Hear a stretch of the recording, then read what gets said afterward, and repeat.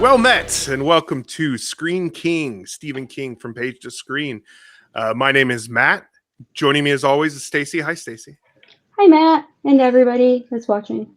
Hello. Today we are talking about Stephen King's novella, The Body, and its adaptation, Stand By Me. So without further ado, let's just get into the novella, The Body. Was this your first time reading it, or had you read this before, Stacy? It was not my first time. So I always relay the story about it, and that being my first Stephen King book. Mm-hmm. I am not sure when I read this. I was a very big Corey's fan in the 80s. I was more of a Corey Haim girl, but I loved Corey Feldman too. Okay. So I did see this movie, probably not when it came out, but a little later. And have always been the girl that I see the movie, I read the source material. So whether it's before or after doesn't matter. So I don't know where to place this. It might have actually been the first Stephen King thing I read. I never read the rest of the book. I only read the one story, The Body. And I had it for ages with the Stand By Me cover, which I think is funny because now we have a Shawshank cover. This is a newer, updated copy. Right. So we went from the Stand By Me cover of different seasons to now a Shawshank cover of different seasons. But yeah, I definitely read it. I didn't remember reading it. Definitely saw it. I remember the plot, didn't remember a lot of the details. It's been a while. I guess it's 25 years old last month or this month. It just had a big anniversary and was back in theaters. The movie? Yes. The movie, was 1986. 6, I think? Yeah, we're 2026, so yeah. Yeah, 1986, and the novella was 1982. Yeah. But yeah, so it did just have a anniversary, which I had forgotten about until you just mentioned it. But this is my first time reading it. The movie I've seen so many times, which made this reading experience interesting because I didn't dislike it, but I knew basically every beat that was going to happen. Which would, and that'll happen when you read something that you've already watched. But when it's something that you've watched as many times as I've watched Stand By Me, it's interesting. And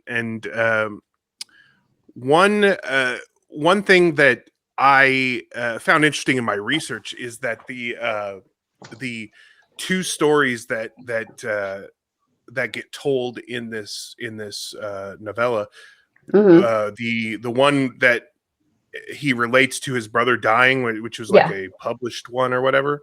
Yeah, it was like his first published ones. Yeah, and then the Lardass one. Those were both previously published Stephen King stories. When he published in magazines? Yeah. Okay. So those he had already published and then repurposed them into good for him. Which I thought was really interesting. Which makes it make a little bit more sense why that published one, the one that Gordy had published, was in there, because it felt to me out of place. That's the only point in the book or in the novella where I was just like, what are we even doing? It was kind of, it felt out of place, but also it was like, so you're telling us a different version of your story. Like you're telling us like what your version that you wanted it to be. Like, it was weird. It was weird. And like he related it to, Denny dying and because the main character in his story's brother had also died, but there was so little connective tissue between the body and this story that it was just like, I guess really it must have been just Stephen King. Like, I really just want people to read my story. I mean, maybe there was inspiration for the character there a little bit, a younger version of the character, because he kind of relates it to like, that was a more experienced version, or like more of like how I wish I could have been. And, obviously his problem with his parents is very different.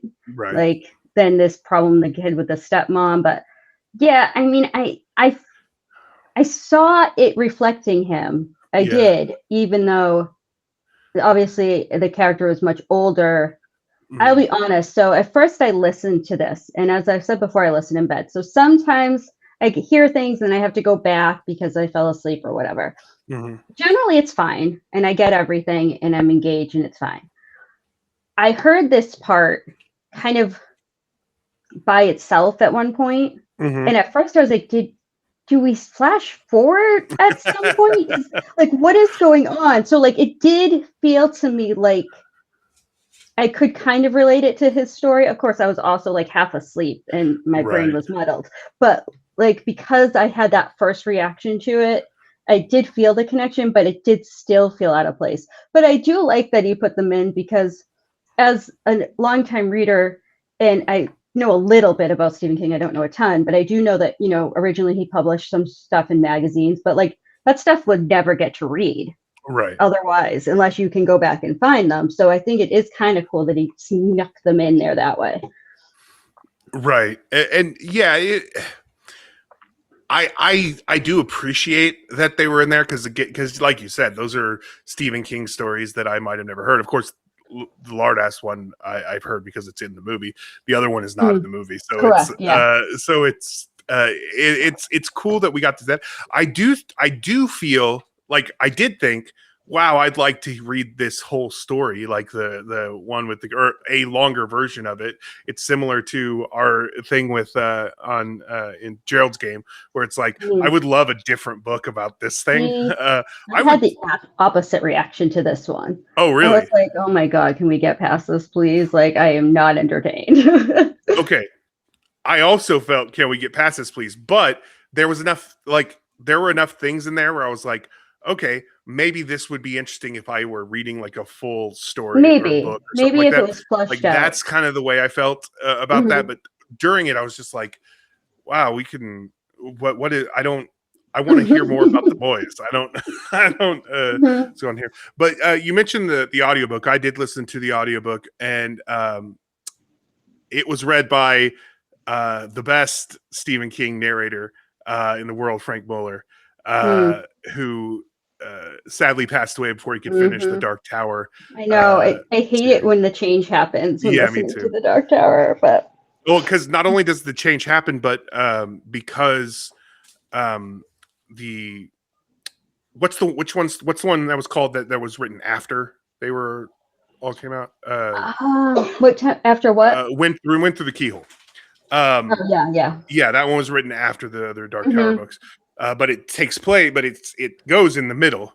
Right, Um, with Wizard and Glass. yeah, and the thing that sucks is when the change happens. The first change that happens, if you're reading it with that as part of the series in there, It's is completely that different Stephen kids. King reads that one, Mhm. and with one exception, Stephen King is the worst Stephen King narrator. He'd Um, probably agree with you. he's great with Bag of Bones, Hmm. but that's because Mike Conley is his twinner and it feels right. Hmm. Everything else that I have to hear him read, I'm just like, oh, he is just not good at this. Oh, see, Um, I kind of get a little thrill out of the author reading a book to me in general, Me too. but so I haven't really had that like he's really bad, but I have no doubt that he'd probably agree that he's not the best narrator for his books. I think that's probably true as well. And here's the thing, I also get a thrill out of when the author is actually reading the book. Like, Mhm. I always think that's really cool.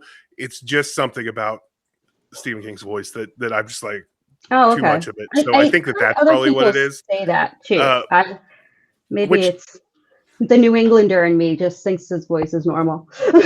maybe, I mean, I don't have a problem with New England accents, but just I don't know. There's something about the way he reads that just doesn't do it for me, except for Bag of Bones, which I think he is the perfect narrator for that one. But anyway, Frank Muller does this one, and then I think he's, as I said, he's the best Stephen King narrator. He just he he's so good, and reading this, I really felt the nostalgia in his voice as he was reading it. He's very good. So there's my review of the audiobook. But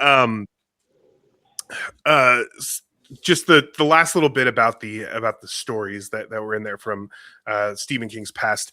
I had mentioned in another episode that there are certain things that Stephen King does that bug me sometimes. And this is the last time I'm going to say a negative thing about Stephen King in this episode. I apologize. I just did 2 in a row.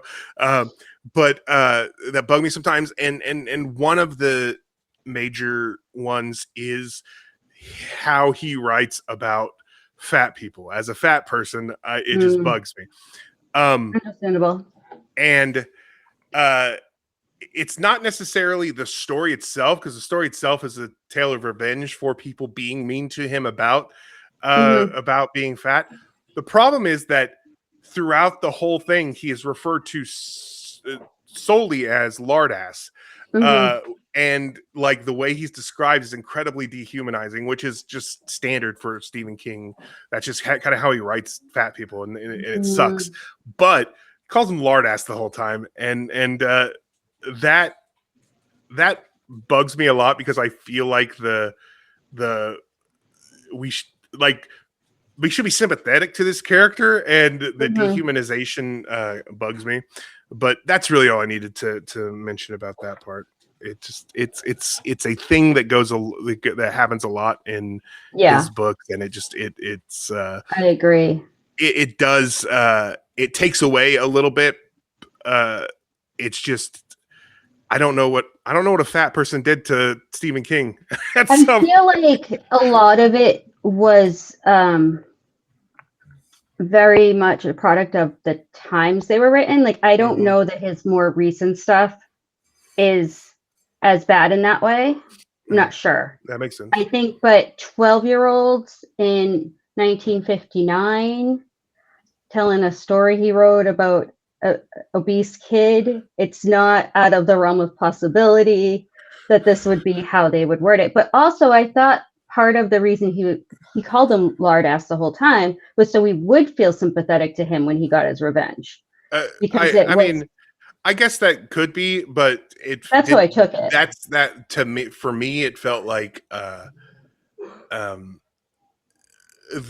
the author didn't feel sympathetic for him, so that's why I kept doing it. Yeah. But I agree with you. As I was reading it, I was like, well, it's a 12-year-old writing it, and yes, Gordy says that he did end up publishing that one, and that's fine. It wasn't until I read after I'd done that I read that this was one that Stephen King had previously published. I was like, oh, so that's that's just Stephen King. I will get off this no, this it's train okay. on that. And you know what? I'm glad that you seem to see stuff like that and some of the ways that women get written and stuff in a more kind of current light than I do, because I am just one of those people that if something can have a positive interpretation, that's generally how I initially interpret it. I don't know why, because I'm also like horribly realistic and not always looking on the bright side of things, but I tend to just interpret things positively, at least at first. And I also, read a lot of stuff when in the product of its time. So I'm glad that you often have the different perspective on that, because I never even think about it, to be honest with you. Well, and it's a double-edged sword. It's nice that I do it, but also I just have to throw a wet blanket on things sometimes, apparently. So but yeah, I don't want to dwell on that or anything. Let's move on. We can move on. That bugs me, but yeah. So the other than outside of those two things, I really enjoyed this story. But again, it was something that I had, something that I felt like I knew so well already. And we'll get to the movie in a moment, but the movie is such a good, such a close adaptation that it was so much of it felt like I had read it before, which didn't ruin it for me, because it's like I reread books, so it's not like knowing the story is going to negatively affect it. But I didn't feel like I was experiencing it for the first time, which was interesting. How did you feel about the body overall? So I did, like I said, I did listen to it, but I wasn't, it wasn't hitting me listening to it like sometimes books do. I wasn't kind of taking stuff in as well as I sometimes can. And you're right about the narrator. Like, he is fantastic. It had nothing to do with him because I love him on most Stephen King things.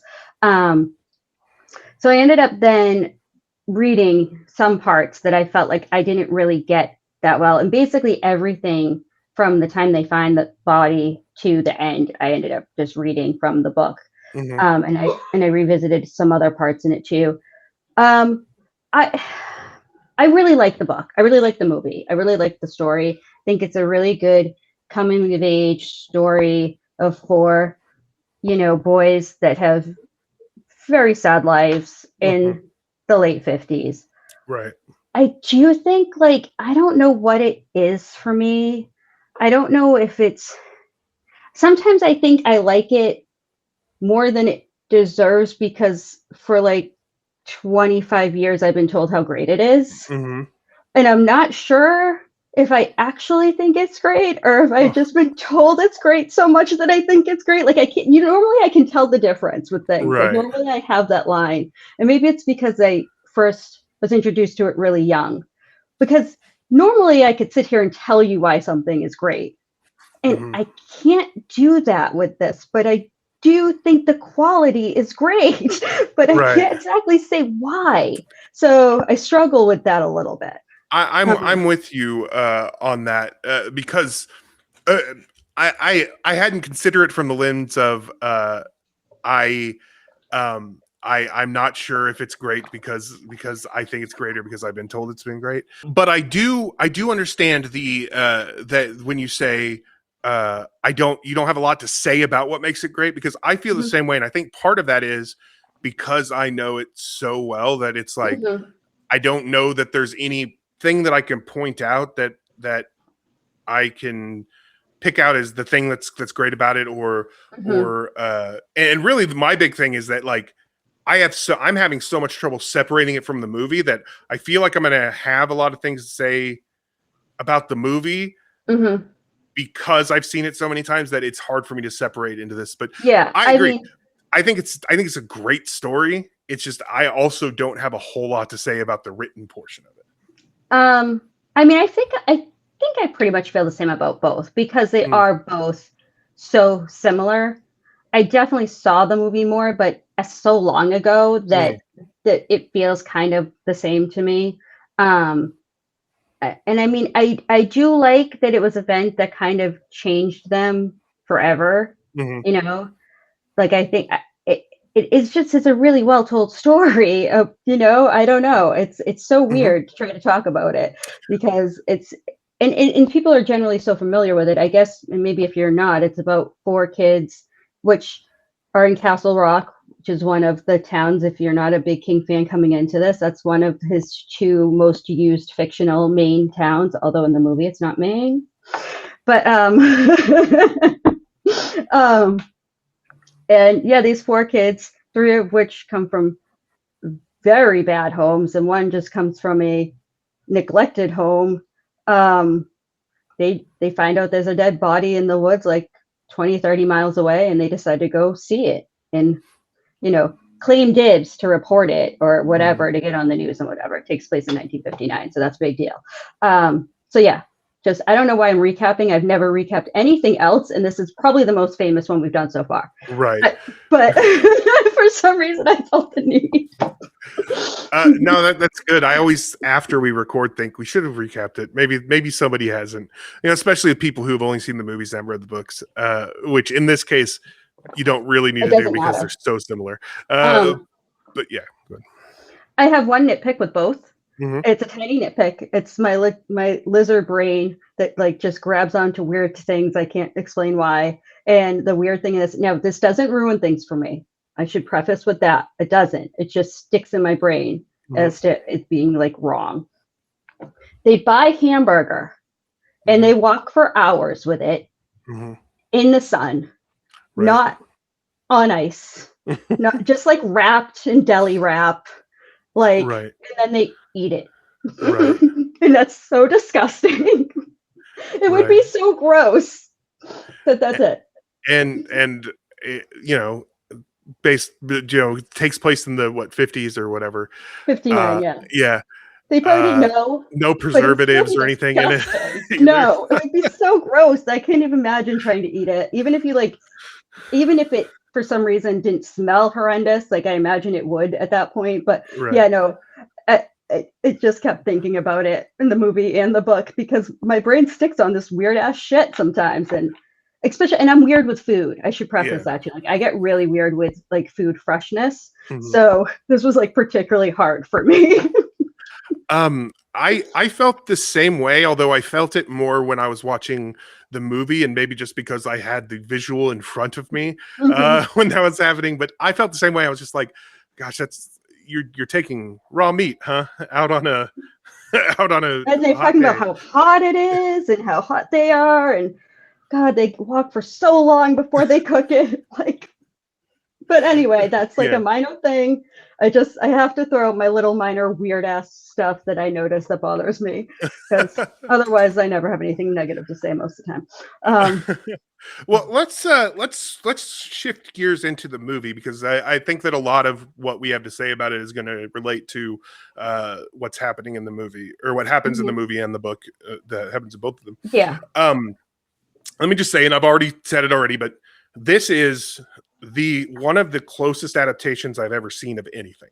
Like the only things that are really different is, number one, it takes place in Oregon, which I don't understand why make that change. The only thing I could think is because they filmed in Oregon, and Oregon, where they filmed, does not look like Maine. That's the only reason I could think of for them to change it, because I did look at the film, and as soon as I saw that, I was like, what? Castle Rock, Oregon? And so like I looked it up, and it did film in Oregon, and they had like, the fields and stuff, which maybe they have in Maine. I haven't been to Maine much, and when I have, it's been more along the coast, so I don't know. But I think watching it, I was like, I could see people going, that's not Maine. But Castle Rock is just so.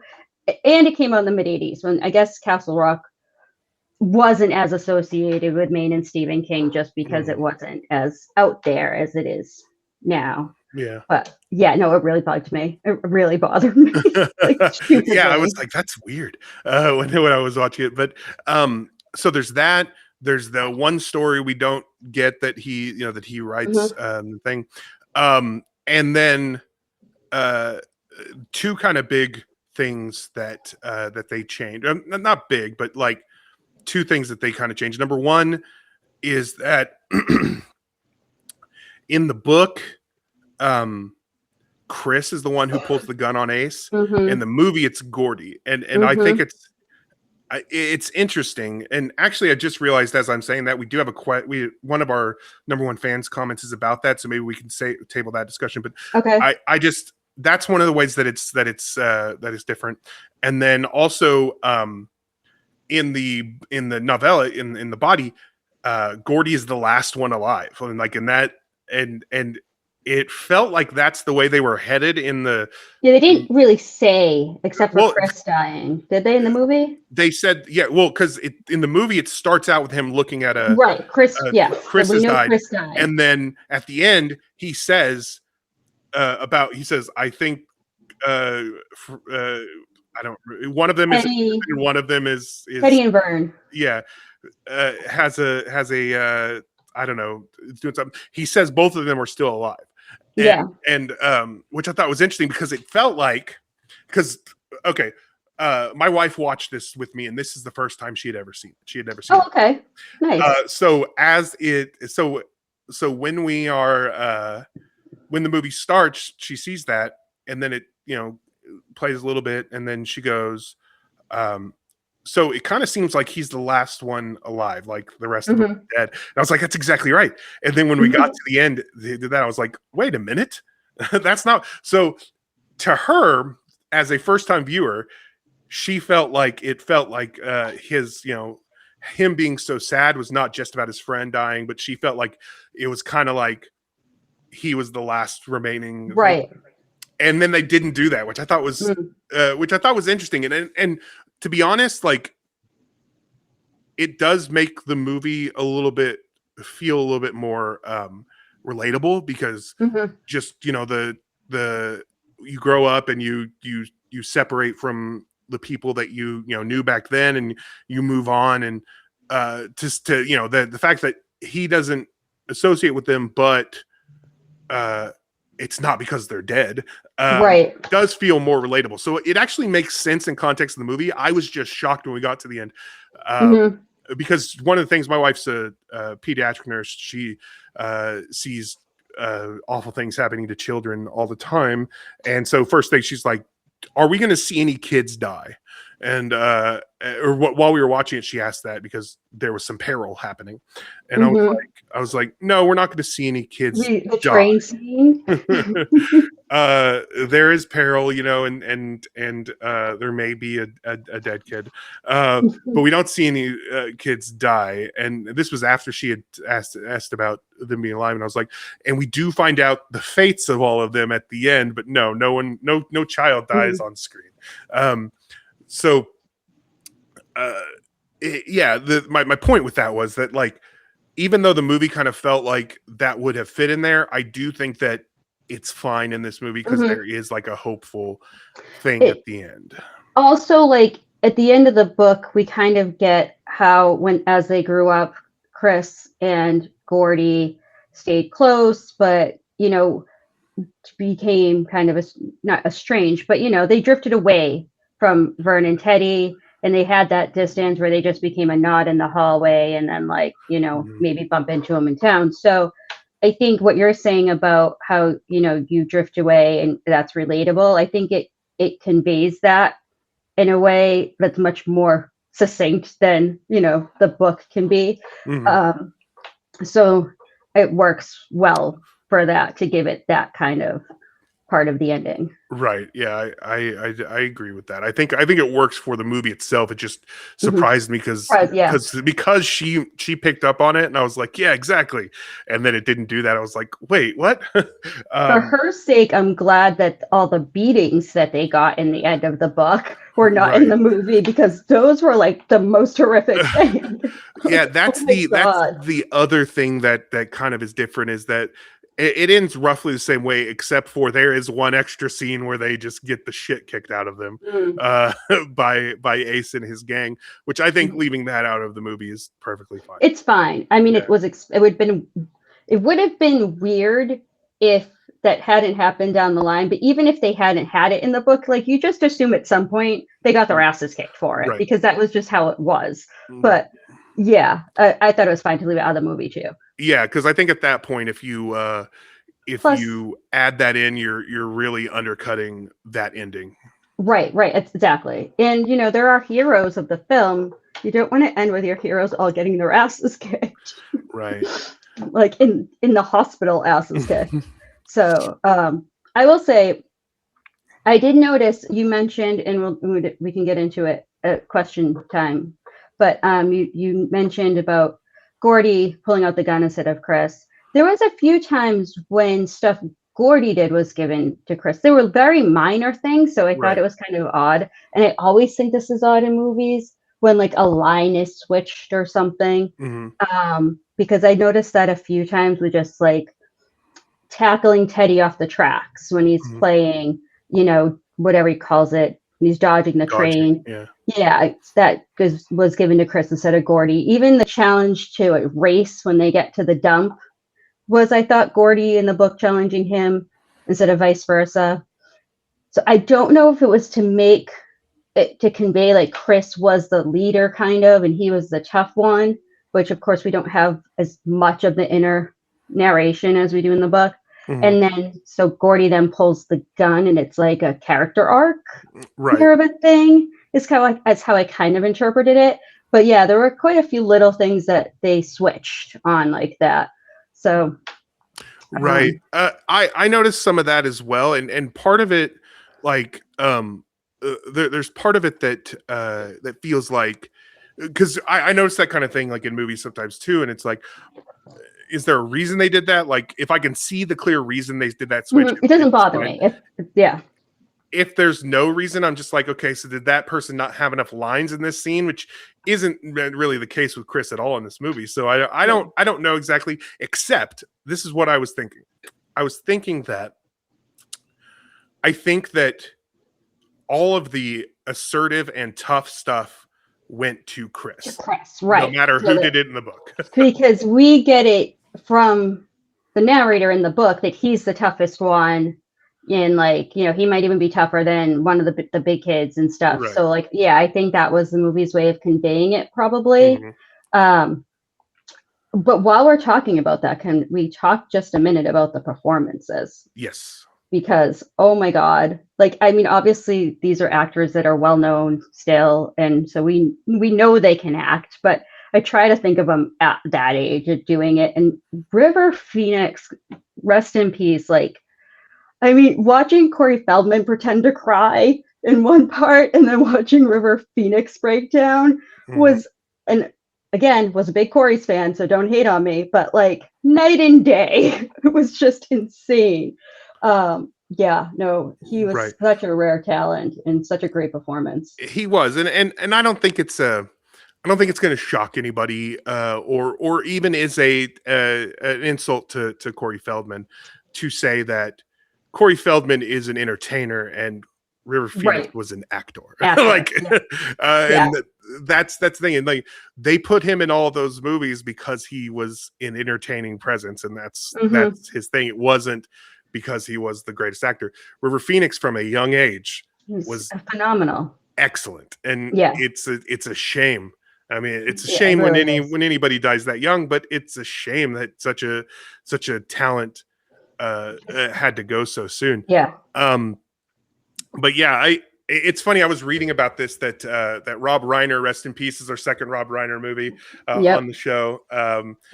But he had, when he was doing auditions, like something like 300 boys came in to read for it, and they pared it down to like 70 boys, and then interviewed them as their characters. So in character did interviews. Oh, nice. Because what he wanted was he wanted boys who understood these characters, not to just portray these characters. And it came down to those 4 boys. And Will Wheaton at one point had said that the reason that they are all so good in those roles is because actually I'm going to find, I've got the quote right here because it's very good. There we go. Will Wheaton said, Rob Reiner found 4 boys who were the characters we played. I was awkward and nerdy and shy and uncomfortable in my skin and sensitive. River was cool and smart and passionate, even at that age, kind of like a father figure to some of us. Jerry was one of the funniest people I'd ever seen in my life, either before or since. And Corey was unbelievably angry and an incredible amount of pain, and had a terrible relationship with his parents. So basically, they all excelled at that, and probably the reason they got the roles is because they all understood those characters because they were them, which I think is very interesting. But yeah, those performances, I go back to those when people say, because I've heard people say that there are no great performances from children, only great child performances. And number one, I've seen plenty of great performances from children. But go to this, and these kids are excellent. They are not just playing, they are not giving great child performances, they're giving great performances. Will Wheaton, he nailed that on the head. Like, he plays that uncomfortable, sensitive boy so well. River Phoenix is unbelievably cool, but like obviously hiding some demons, like which unfortunately is a sad story for him in real life. Jerry O'Connell, who has the greatest glow up I've ever seen in a in a child actor, I think. Dude could play the real life. I don't know, Neville Longbottom. Oh, Harry Potter. He had an amazing glow up. That's true. I mean, nothing to Harry Melling, who played Neville Longbottom. That was Matthew Lewis. I was thinking of Harry Melling, Yes, but Matthew Lewis. But no shade to Matthew Lewis, but he didn't grow up to be Jerry O'Connell. Well, I guess now we know where you stand.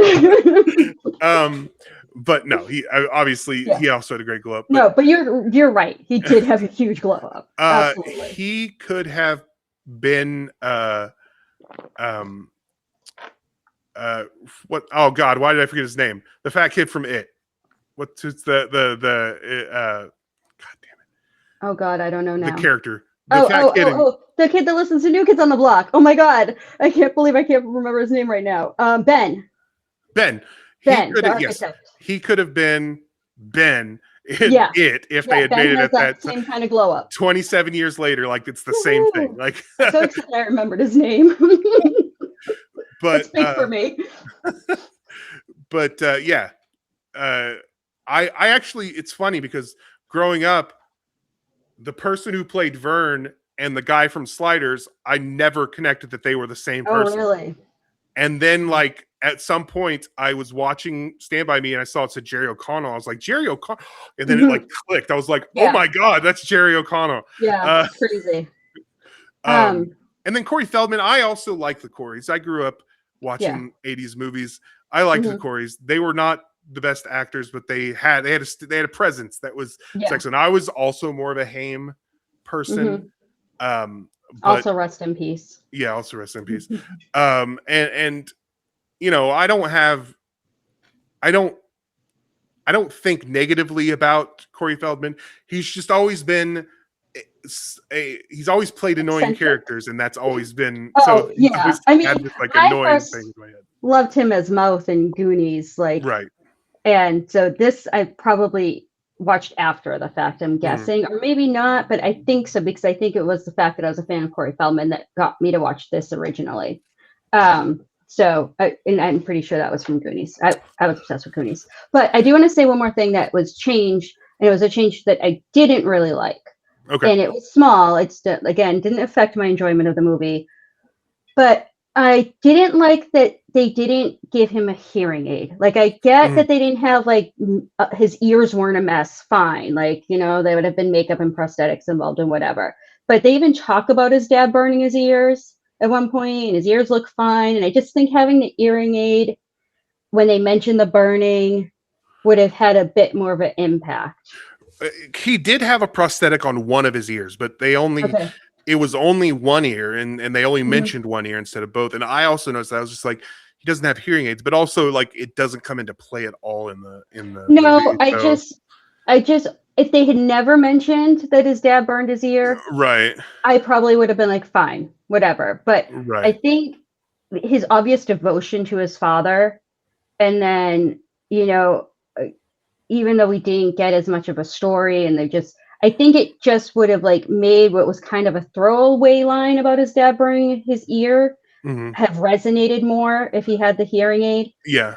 Also, I pictured Corey Feldman with the hearing aid for a long time. Like, I thought he had one in the film, to be honest with you. And then I was like, oh, that's just my crazy visual in my head. As I was reading it, I pictured Corey Feldman with a hearing aid, and I thought that meant that he had one, and no, he didn't.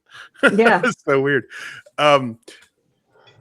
Yeah, that was weird. I mean, obviously, it doesn't really affect it so much, but it is an interesting story. It just gives the line more of a resonance and a punch to it. If you know. Yeah, exactly.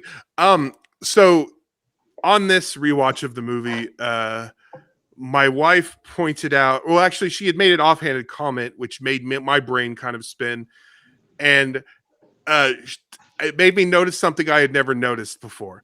And there's a reason, because this movie exists in that whole kids on bikes genre of movies that came out around that time through the 80s and 90s.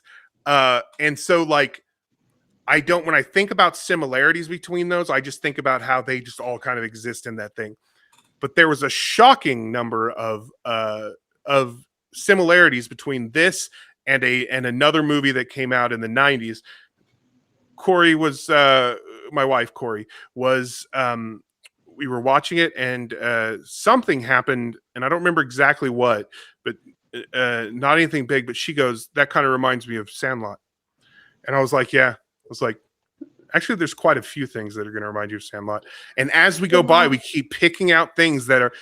There's a dog that is actually much smaller than the one that than its legend suggests.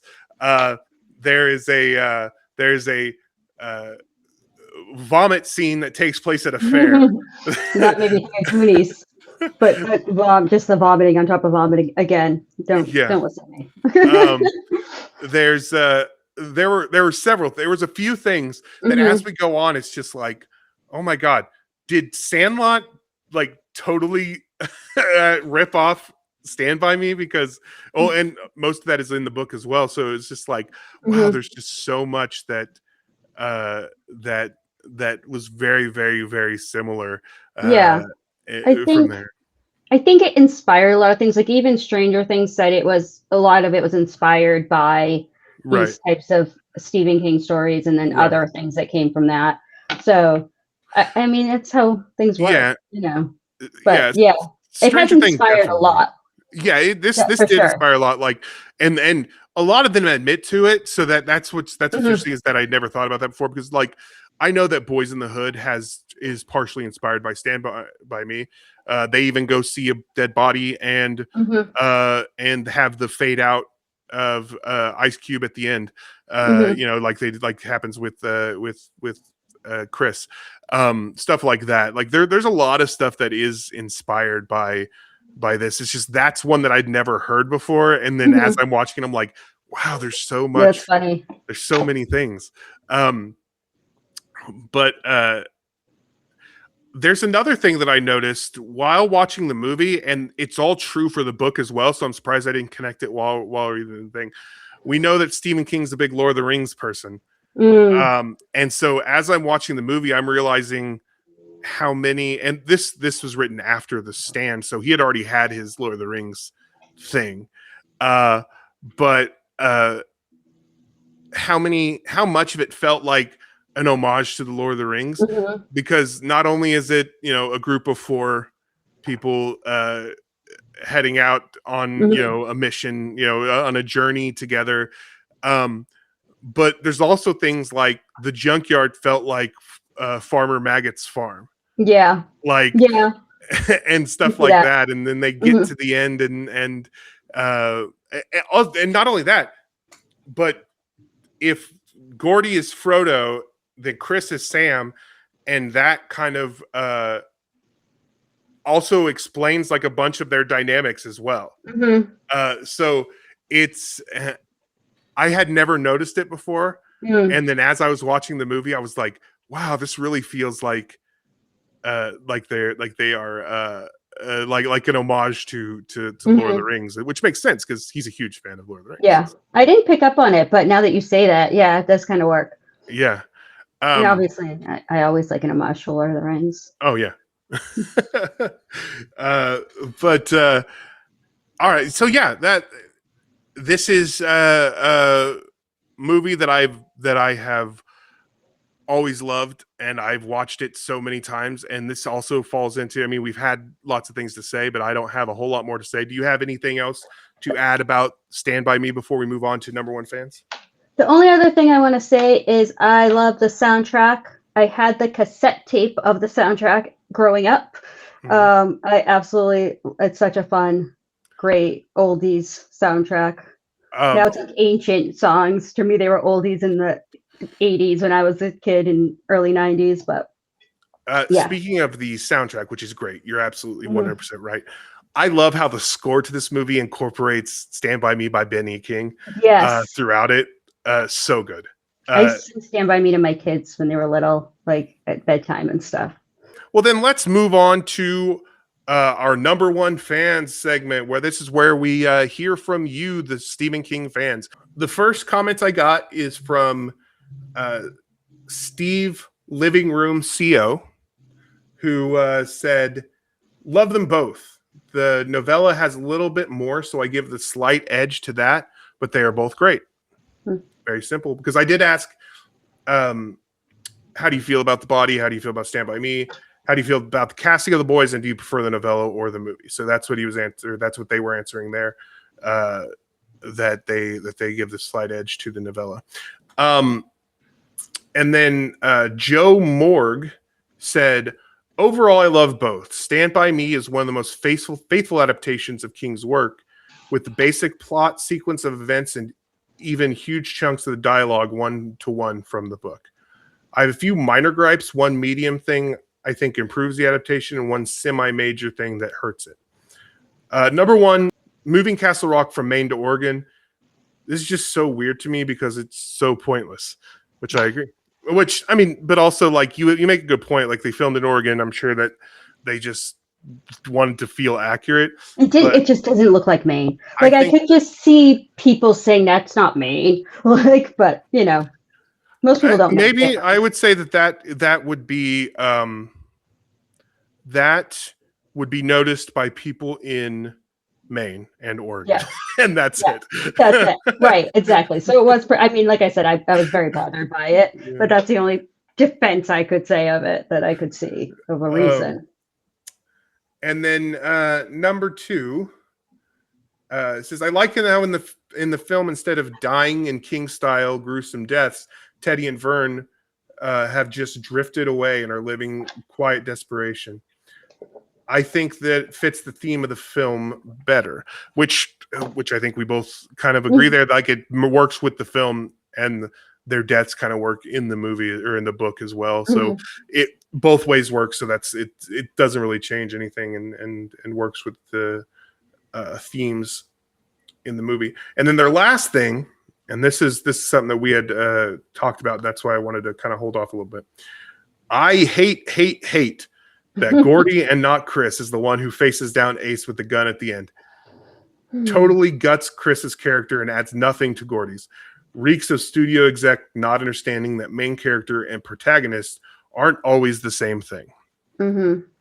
Which I see it both ways, because I do see that they were trying to toughen up Chris a bit and make Gordy feel weaker so that they could have that be a moment at the end, like for his triumphant moment. But I do agree with them here that that it does feel like it does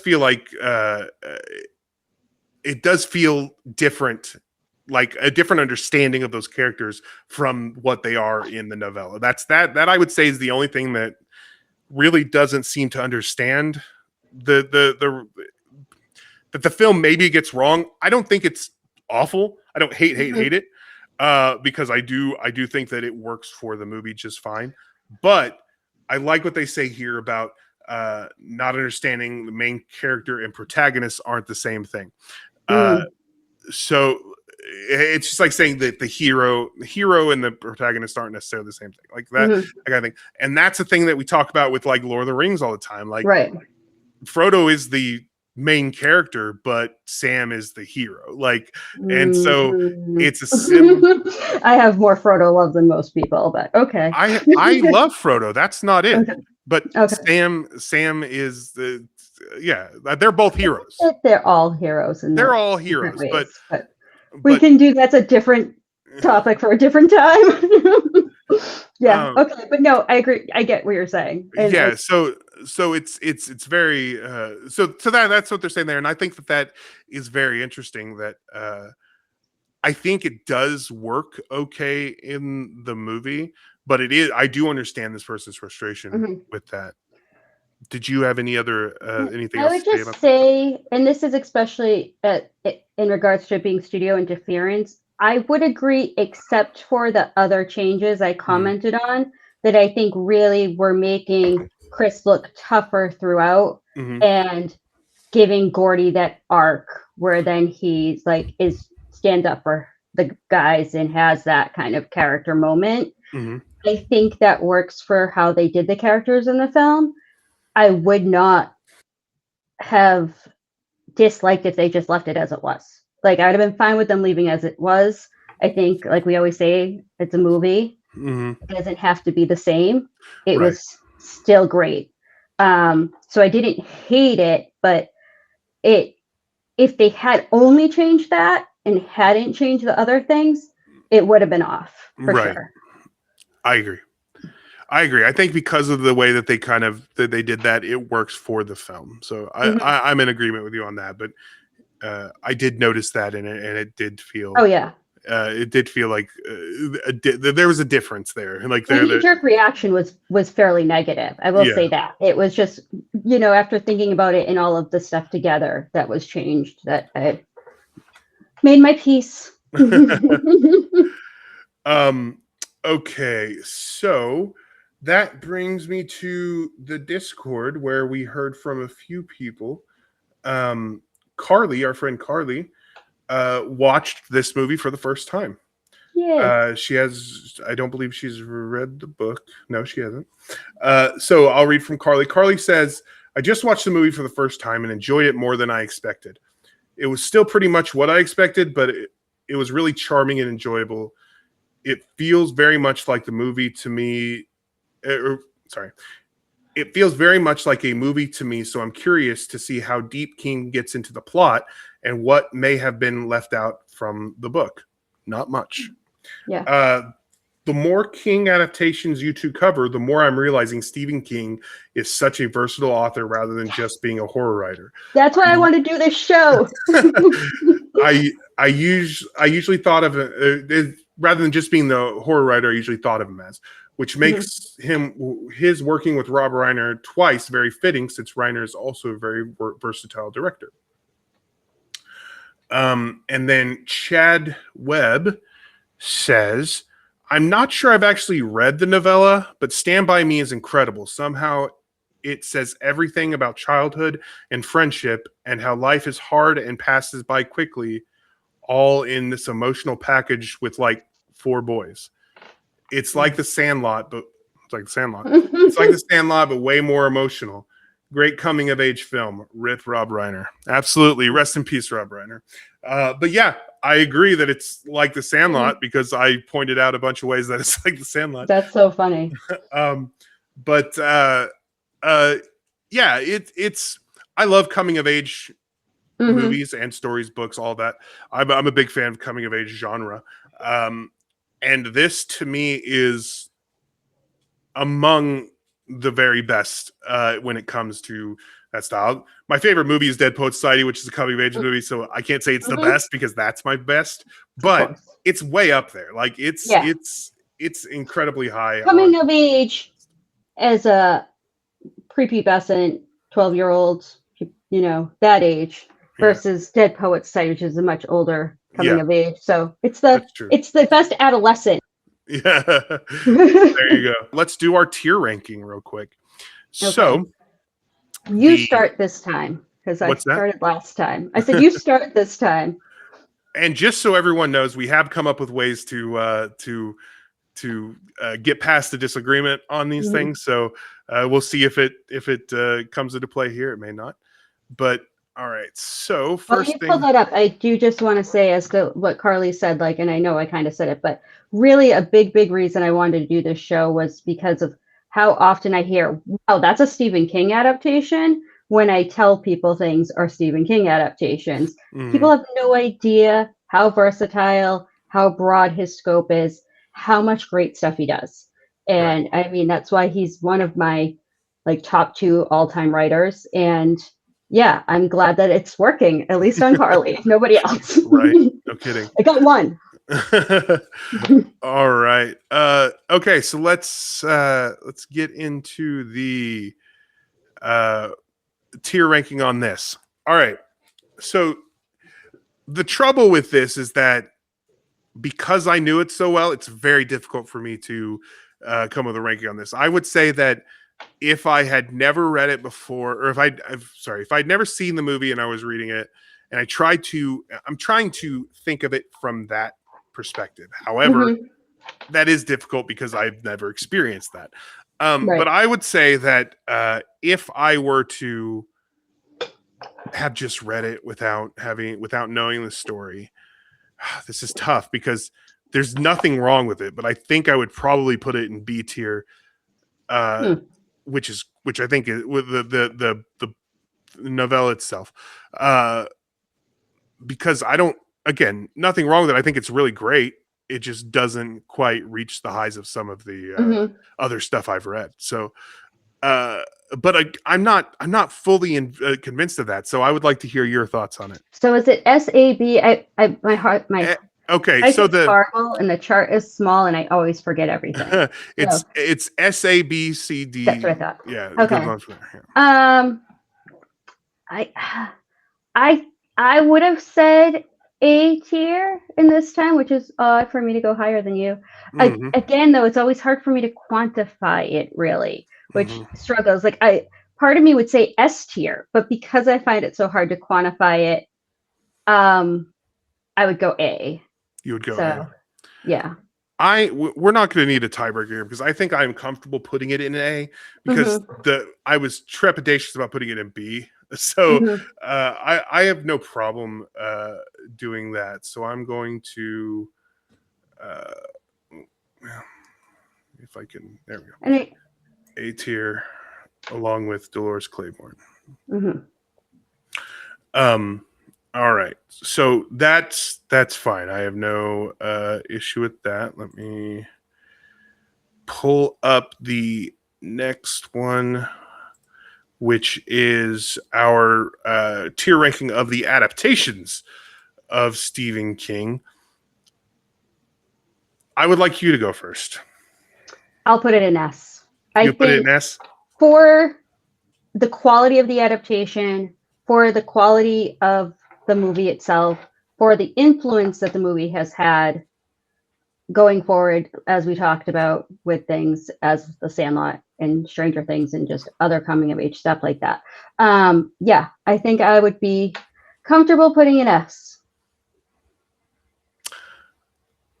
I think I'm on board with that. I was actually going before S and A, and I was like, maybe I don't know that I want to. I don't know. I wasn't sure where I wanted to go with it, and I thought, yeah, that's why I wanted you to go first because I was not sure where I wanted to go with it. But I will say I have thought about it the entire time we've been shooting. I've gone back and forth a lot because again, it's not my favorite, and it is hard for me to quantify what's so great about it. But at the end of the day, is it one of the best Stephen King adaptations? Is it one of the best movies, just straight up movies based on a Stephen King property? Yes. Yeah. Oh, so, I'm completely with you. So there it is. We have our first S tier movie or anything, because someone wouldn't let me put Dolores Claiborne the book in S tier last time. Sorry, it's hard, okay? But you know when I put it there, it means something. That's true. Well, S tier, it's in the It Shines tier because we have specialty. If this is your first time watching and can't really see this, the levels are It Shines, aims with the eye, shoots with the mind, kills with the heart. Guardian of the Beam, Cully, Devil's Grass, Everything's Ruined, and Forgotten the Face of Its Father. And this one goes in It Shines. It shines. Yeah. And if you're wondering where the tier comes from, it's from the Dark Tower series. Yeah. For anybody that all of that is Dark Tower. That, or we have some people who aren't as versed in Stephen King, and that's where that tier rating comes from, which eventually we will get to cover when Mike Flanagan has his show. Technically, there's an adaptation. Oh God. To be fair, though, and this is only a minor spoiler. Technically, the movie adaptation is technically a sequel to the series. Yeah, technically a sequel to the series. So it's a sequel to the series. Yeah, because Caw is a wheel. Another trip around. Right. Yep. Okay. Whatever. All right. Anyway, on that note, let's talk about next time. Next time we have gotten confirmation for a special guest on our next episode. And our next episode is we are going to cover the Rita Hayworth and Shawshank Redemption and its adaptation, the Oscar-nominated Shawshank Redemption. So if you would like us to read your thoughts on the novella or its adaptation, You can leave them in the comments of this YouTube video. You can go on Reddit and find my post about it once I post it there. If you want to come join us on the Dill Pickle Movie Network Discord, you can leave your comments there. Whatever. If you leave comments about how you feel about Shawshank Redemption and the novella Rita Hayworth and Shawshank Redemption, we will read them on air, because that we have a whole section devoted to that. Did I say who was going to be our special guest? You did not. I did not. I wasn't sure if you were going to, if you're going to leave it a mystery. Let's leave it a mystery. Okay. Let's leave it a mystery. Someone within the movie space, the internet movie space, will be joining us next time. Well, he's been in the big screen movie space too. Let's not forget. That's true. He is an actor. He has been on the big screen. So that's absolutely correct. So yeah. So join us next time there. Leave your thoughts in the comments. Tell me what you thought of The Body and Stand By Me. If you haven't done that yet, you can do that here. Unfortunately, we've already done this episode, so I won't be able to read it there. But let us know how you feel about that. And as always, tell us how we're wrong. Yeah, as always, tell us how we're wrong. But once again, my name is Matt. I'm Stacy. Long days and pleasant nights. And may you have twice the number